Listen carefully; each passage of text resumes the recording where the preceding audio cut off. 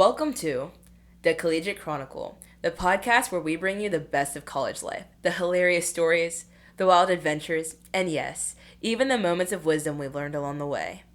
I'm your host, Kayla Coleman, and every week we dive into the things that make college unforgettable, from crazy dorm room tales to tips and tricks that'll help you survive and thrive through it all. Whether you're here for laughs, life hacks, or just a little real talk, we've got something for everyone. So grab your coffee, sit back, and let's get into it because college is a journey, and we're here to make it a little more fun. We're going to kick off this podcast series choosing the harder right. The easy or wrong presents itself in many ways from the moment we arrived on this planet until our very last breath. It's easy to talk the talk, but it's much harder to walk the walk. I'm here today to share the path I've chosen to take, the road less traveled by. I grew up in the suburbs, like a lot of you.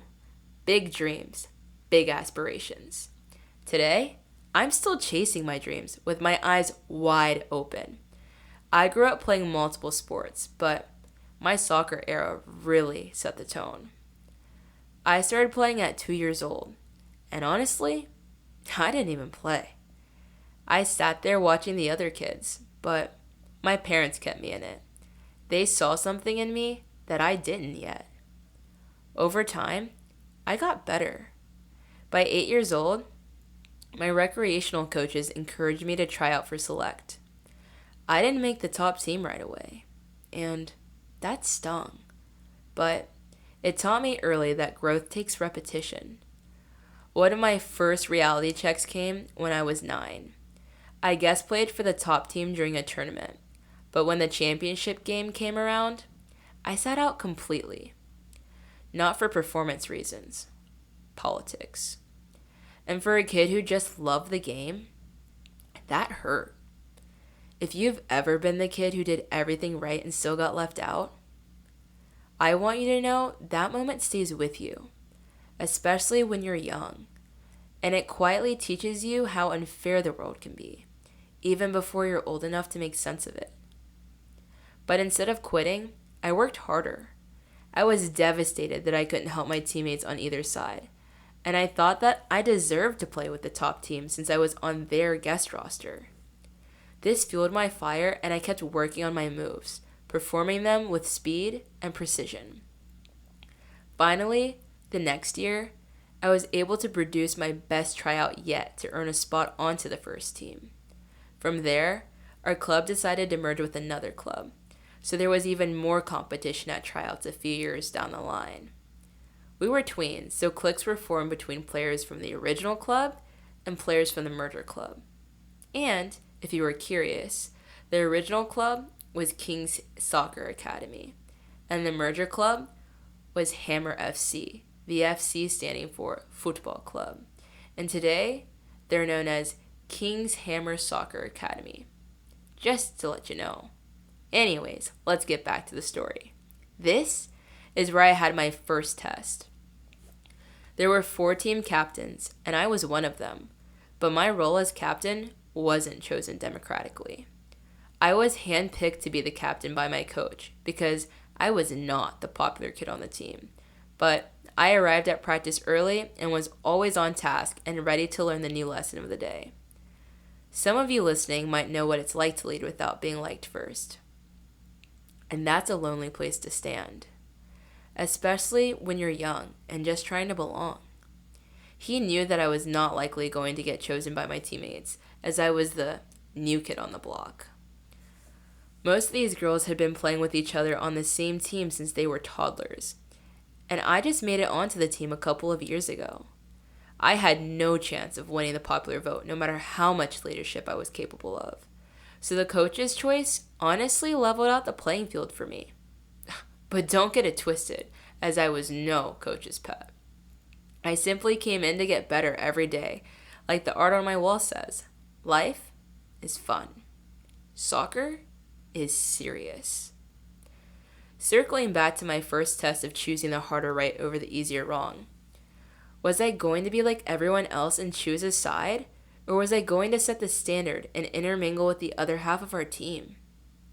I went with the unpopular decision to mingle with the other half of our team, and others followed suit, slowly but surely.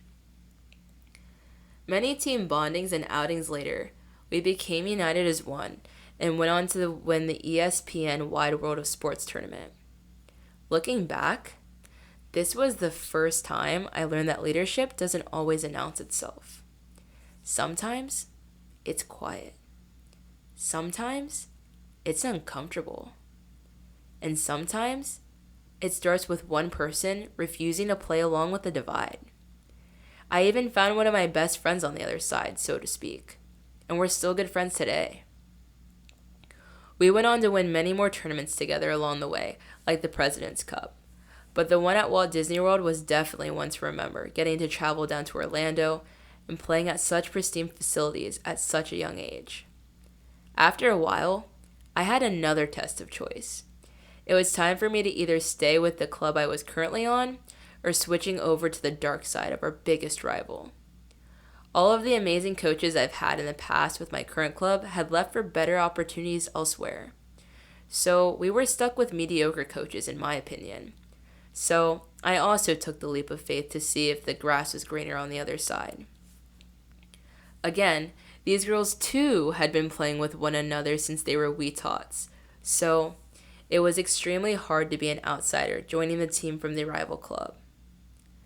I always felt like I had to work harder to be seen since I was, again, in the position of being placed on the second team, but being invited to play with the first team. The commute was longer than before, and the favoritism was louder as well. That top team was never going to budge to legitimately let a new person onto the team.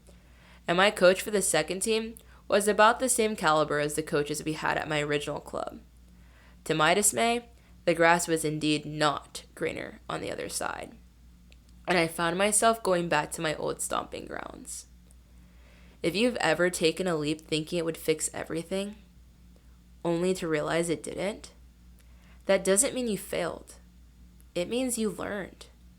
By this time, I was like 14 years old, so high school soccer was starting soon. My high school soccer coach conveniently lived in my neighborhood and convinced me that I needed to be playing for the ECNL, which is the Elite Clubs National League, instead of the DA, like his daughter, who is slightly older than me, the DA standing for the Development Academy. Now, I was at another crossroads, to either stay or go. Even after my first experience switching clubs being met with friction, I tried again, but this time adding an additional layer of uncertainty by making a league change. I didn't necessarily like my new club either due to the team culture, but I knew in my heart that it would be the best decision to stick it out if I wanted the chance to play in college. The ECNL had more exposure to college coaches of all levels since we had showcases all over the country, whether that be in Arizona, California, Florida, you name it. I did have to miss my freshman year of high school soccer due to an injury from futsal, which we'll get into after my basketball era. But what you really need to know right now is that I was able to bounce back after months of physical therapy. When I did make my return back to the field, it wasn't easy because everyone else had been improving while I was out on the bench. I could have made the easy decision to give up on my dreams of playing college soccer, or I could suck it up and push harder than I'd ever pushed before to make that dream a reality. This is usually the moment people don't see. The quiet rebuilding phase. The part where you're tired, discouraged, and wondering if the dream is still worth it. Thankfully, I chose the latter and was spotted by scouts from several universities, including Georgia Southern, Wofford, Florida Southern, and many more through ID camps and showcases. Some universities were willing to offer partial scholarships, and others, full scholarships. I knew that I didn't want to be in a lot of debt when I came out of school, so I only focused on the places offering full ride scholarships, which significantly cut down my options to 2 schools, Alabama State University or the United States Military Academy at West Point. If you're standing at a crossroads right now, choosing between what looks impressive and what feels right, I want you to really sit with this next part. Was I going to be a future Hornet or a Black Knight? A lot of my teammates were already committed to colleges of various levels, whether that be Division 1, 2, 3, or NAIA, which is the National Association of Intercollegiate Athletics, which is a little bit different from the NCAA. I knew that everyone had their reasons for choosing the level they wanted to play at depending on their major and future aspirations, but I wasn't planning on being a doctor or anything extraneous like that, so I thought that I was going to be fine at the Division 1 level since I've grown up with a busy schedule my whole life, playing 3 sports, and participating in extracurricular activities at school. And yes, I'll get to that later on in another episode, so don't worry. I never visited Alabama State University, except through a virtual tour, which was probably a mistake on my end since I never got to see the school in person. Both schools were very different in many regards, as Alabama State University is a historically black college university, HBCU for short, and West Point is a PWI, which is a primarily white institution. Neither of which I fully fit the perimeters of, as I'm sure you can tell by the cover art that I'm racially mixed. I honestly didn't have many African American friends growing up attending public school, with most of my classmates being Caucasian. That was the world I knew, so honestly, the culture shock would have probably been similar for me no matter what choice I made, because West Point is highly regimented and uniformed. And I never attended private school where I had to be in a uniform, so it definitely took some getting used to. I like to tell myself that the uniform would not be just like any other uniform because it represented something more. The United States Army. So I would be proud to wear it instead of feeling repressed that I didn't have the freedom to wear what I wanted to, like I had my whole life. They even had me fly across the country to visit the campus. It made me feel like I was a very important person. A VIP for sure. I would have never thought that in a million years, a college would be so interested in me to have me fly out for a visit to meet the team and see the campus. It was so surreal, and the views were so beautiful. Before this moment, I never had intentions of being in the armed forces. Heck, I was on the biomedical sciences pathway at my vocational school, wearing a lab coat and doing experiments. I thought that I wanted to be a biomedical engineer. However, after that visit, I thought to myself that I could do it. I could be a future cadet because I was an athlete, and there was no harm in becoming more fit with the military training. I thought it could potentially help my game in the long run by helping me build more muscle in places where I was lacking, or so I thought. I also thought that even if I had a bad day, all of my bad juju would disappear at the end of the day when I looked out over the horizon as the sun set out over the Hudson River. After we flew back home, I had some late night conversations with my parents and sleepless nights trying to come to a conclusive answer to the coaches. I finally made the phone call to decline the offer to Alabama State University and pursue West Point as my next step after high school. Although it took me 2 years to realize that I was gaslighting myself into thinking that I was in the driver's seat in that decision to become a cadet. All along, I was being fed input from everyone around me about how big of an opportunity it was because only 12% of people got accepted, and that it was like getting a Harvard education and whatnot. There was some sort of a negative stigma associated with me attending Alabama State University in comparison to West Point because of after graduation stereotypes, that West Point degrees hold more weight than other degrees, and what say you? I obviously wanted to have a successful future post-military, so I chose to get myself in front of our state senate and representative to pitch why I should earn a letter of recommendation to study and be a part of such a prestigious institution. In the end, I received those letters that I pleaded my case for, and I had my fantastic teachers write me the other recommendation letters that I needed. Now, it was time for me to tell the world which college I selected.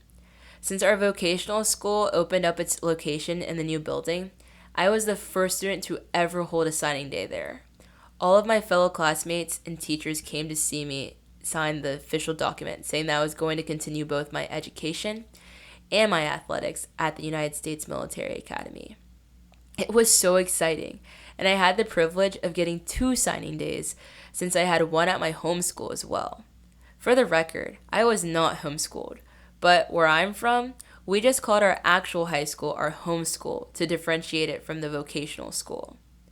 Lo and behold, after all of that hard work of getting in and telling everybody, I had to pivot because disaster struck millions across the planet. I think we all know which elephant I'm talking about in the room. You guessed it, the COVID-19 epidemic. The coronavirus changed everything. My senior internship as a researcher at the Cincinnati Children's Hospital abruptly ended. I had to finish my final projects and exams over Zoom and Teams. Everything felt like it had stopped, and no one knew what was coming next. If we'd ever go back to normal. Or if we'd have to stick with the new normal forever, wearing masks and social distancing. Heck, I didn't even have a traditional graduation like everyone else did in pre and post-COVID. My graduation was a drive-through style where we were in a car line, got out of the car line when we got to the platform, took our masks off for a quick picture, and drove off. No speeches. No walk across the stage. No hat toss. None of the graduation staples. I was also newly informed that I had to get the vaccine, or else I was not able to attend the academy. I wasn't too thrilled with being a lab rat, but the essential workers like nurses had to get them too. So my mind was a little bit more at ease. I had to say goodbye to my family at the airport and take a bus to the academy for reception day. It was definitely different than those from years past, as everyone had a mask, and when the other cadets were yelling orders at us, there was a clear screen between us and them, and we had to stand on X's that were 6 feet apart. They took our phones, and we were back in the Stone Ages, so I had to communicate through letters like they did in the olden days. At some point, like halfway through boot camp, they let us make one call for like a minute or 2 max. That was a standard protocol though, so nothing new there. In 2020, we went through Beast in Masks, which is West Point's version of boot camp. I'll never forget it being sweltering hot and us having to keep the masks on during training. We had to ruck with masks on up and down huge hills, which in layman's terms is hiking with a really heavy backpack while keeping at a certain pace. We also had to run with them on too, while staying in a line with equal gaps, repeating cadences. As an athlete, I also had to go to practice as well, so I did miss a lesson or two, like how to rappel. I also had to reschedule a lesson or two, like how to throw a grenade. Don't fret, I won't spoil the fun for everyone else heading into Beast. If you want to know what else happens during basic training, you'll just have to see it for yourself, or hear it from future guest speakers we'll have on the podcast at a later date. Anyways, it was all very intense, but for some reason, our class always got the inaccurate rep for having a soft beast. But none of that was soft. I think it made us tougher, like none before, the class of 2024. The one thing I did enjoy about Beast was the cadences, and the most memorable moment I have is when my company had a cadence off with another company. I like to preface this with the fact that Pitch Perfect is one of my absolute favorite movies ever, and that I thought that college was going to be like it was in the movie. So this was my version of the riff-off I've never had. Yes, my friends and family might describe me as naive because I chose a military school expecting a Pitch Perfect life, but I still had my moment to shine. All the other companies were always hating on us because we were the loudest when it came time to show our E1 pride. Hands down, we ate because the cicadas are here.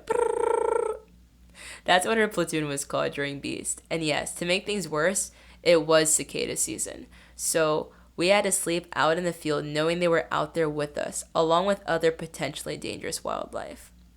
Anyways, back to the cadence off. Of course we out-cadenced the other companies by a long shot.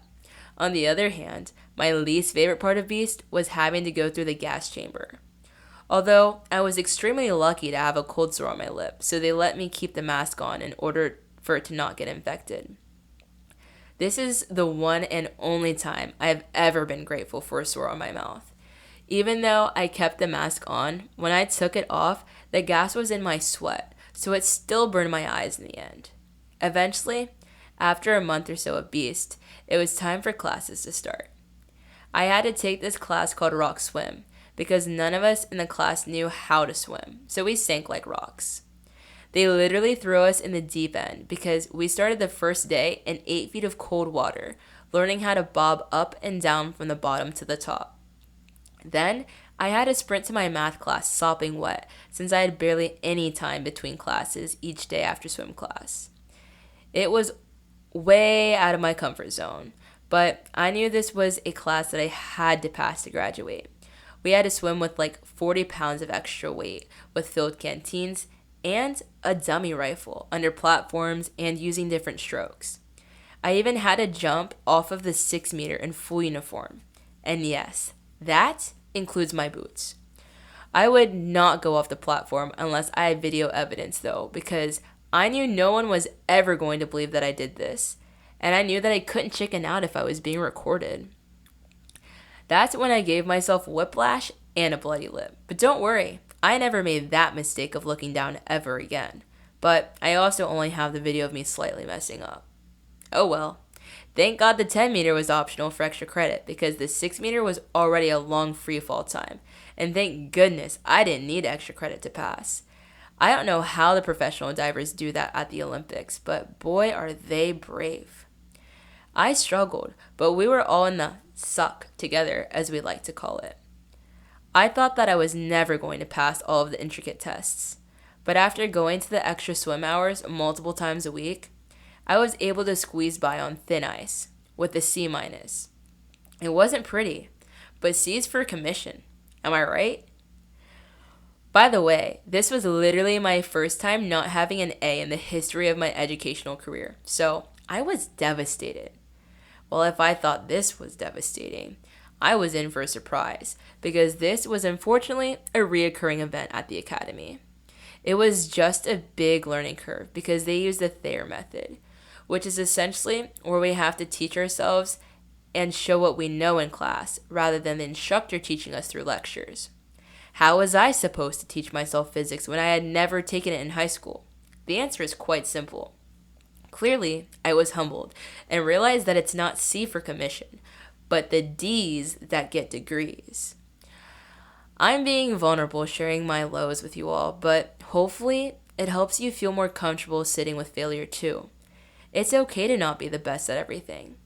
Like the famous Rocky saying goes, it's not about how hard you hit. It's about how hard you can get hit and keep moving forward. Did I have any successes? Well, that's a no-brainer. I had many successes, earning a mixture of A's and B's in a bunch of other courses. Even ones that surprised me, like my B- in boxing and my A in American politics. Prior to boxing class, I'd only ever boxed using my Meta virtual reality headset, and when my Portuguese instructor offered to take me to a capoeira class. Capoeira is a Brazilian martial arts style. I guess even the little practice I had with that helped me in the long run. The American politics surprised me because I unfortunately did not pass the AP, which is the advanced placement test in high school, due to the time constraints, even though I passed the class with flying colors. This boosted my confidence that I was capable of earning an A in a class other than Portuguese, both of which I had civilian instructors for. The rest of my instructors were officers. Maybe it was a coincidence, but maybe not. Maybe I was more suited for a regular educational style rather than this Thayer method. I don't think I had much test anxiety or anxiety in general going into West Point, but I sure know that I had anxiety afterwards when it came to testing because it felt like your whole life depended on you acing said tests at the academy. In many ways, your life did depend on acing tests, since you get to pick your top branch choices based on class rank on branch night. Your class rank depended on the 4 pillars of West Point, which were academic, military, physical, and character. Obviously, I was not the top mathlete. I once studied for, I think, a math modeling test for like 9 hours straight, and I still failed. This is when I realized sometimes you genuinely only know what you know, and no matter what amount of studying you put in, you might still fail. And that's okay, because I didn't fail the term and examination, which is T for short. They sometimes lasted up to 3 hours, and you could have multiple a day. There was a morning slot, an afternoon slot, and an evening slot, but your time slot depended on your instructor and course. I hated the morning slot since I'm more of a night owl. Even the routine of having to be up early for formation and class couldn't change me into an early bird. Now looking at the new updates, the earliest tea is at 11 a.m. That was not the case when I went to West Point. I'd almost pull an all-nighter trying to stay up for those exams because they would be in the morning after formation, so I would have to wake up or stay up hours before that to make sure the room was up to par and that I had all my materials and concepts down before the big final. Side quest, but another valuable lesson I learned is that you shouldn't chug a half a rain, as in the energy drink, especially right before a cyber tea. I literally started tweaking because I was trying to turn the page and my hand was so shaky. I was like stressing out because I was afraid that they would think that I like took something beforehand to focus. But it was just the energy drink rain coursing through my body. I decided to never do that again, or at least not drink it as fast for the following teas. I will say that I felt pretty good about the test though, since I ended up with a B+. I wanted to be a cyber officer because their role seems really cool and advanced, but I wasn't majoring or minoring in cyber. So I felt like it was way out of reach. At this point, you might be wondering what my major was, since I've mentioned swim, boxing, military science, math modeling, cyber, and Portuguese. It might sound like I'm undecided, but my major is management, which was in the behavioral sciences and leadership department. Now, you might be wondering how I went from biomedical sciences in high school to business. Well, let me clear that up for you. They told me that they were going to be getting the bioengineering department up soon during my visit, but it was still under construction my yuck year, which is my sophomore year. Again, looking back at the Refresh website, they're finally done with construction 4 years later, which is 6 years too late for me. Every cadet at West Point has to both major and minor, and I chose to minor in engineering management, not cybersecurity, since I thought it would go hand in hand with my major better. Honestly, after taking some classes from the minor, I'm glad I didn't major in anything engineering, especially bioengineering, because I can't even start to imagine how hard that would be if I was already struggling to manage the engineering. There was just so much on my plate, with taking over 21 credit hours as a freshman. Plebes are what we were called back then. When the typical amount at any other college, regardless of grade, is 12 credit hours. To be fair, I've always tried to live my life above and beyond, so I imagine myself still taking at most 15 credit hours at a standard college since I'm an overachiever. The food was mediocre, but the dessert and pastries were their specialty. But I couldn't just fuel myself with carbs. I definitely did not feel like I ate enough nutritional sustenance to keep me running at a Division I or military level. I swore that some days I would eat like a roll a day to survive. The veggies tasted like they came straight from the ground most days. But when we were in the field during Beast, the vegetables were fresh as they could be since they actually had time to steam on the way over to our drop-off location. Otherwise, they were stiff and hard, and when we had them in the mess hall, it was nasty. I haven't talked about soccer much because if you somehow forgot after all this time, it is still during the COVID-19 pandemic, so we do not have any games scheduled for the most part. We were just training to train, it felt like, since there were not really any games to prep for. Every day felt repetitive. I thought I was choosing the harder right, but I didn't realize how much of that choice had already been made for me. So, now that you have a sense of what those long days actually felt like, you can probably understand why I made the decision to honorably discharge from West Point and transfer to the University of Kentucky. It was a drastic change, but this time, the grass really was greener on the other side. For the first time in a long time, it felt like a weight had been lifted off my chest. I could finally be myself again, the bubbly version of me I hadn't really seen since high school. Academically, things weren't perfect on paper at first. My management major didn't transfer the way I expected, so I ended up as a U.S. Culture and Business major in the College of Arts and Sciences. But honestly, I didn't care. It felt like a clean slate, and I ran with it. I stayed on the dean's list, got all A's, and finally felt like myself in the classroom again. But more than the grades, it was the freedom that mattered. I could wear what I wanted to class. I was being taught instead of having to teach myself. I was making friends. And for the first time in a while, college actually felt like college. Leaving West Point felt like quitting to some people. But for me, it was the first time I chose what was right for me, not just what looked right to everyone else. Walking away isn't always weakness. Sometimes it's self-respect, and learning the difference takes courage. Graduating felt incredible. Honestly, one of the best feelings ever. I was so proud of myself and so happy with where I was that I made the decision to stay one more year and earn my master's degree in marketing through the College of Business. At that point, I felt like I finally had momentum. I was learning things I actually enjoyed. I felt confident in my abilities, and for the first time, I wasn't rushing to escape the next phase. I wanted to lean into it. After earning my master's degree, I decided to apply for the Disney College program. That had been a dream of mine ever since I heard one of my friend's sisters talk about doing it years ago. I applied, got an interview, and less than a week later, I found out I was accepted.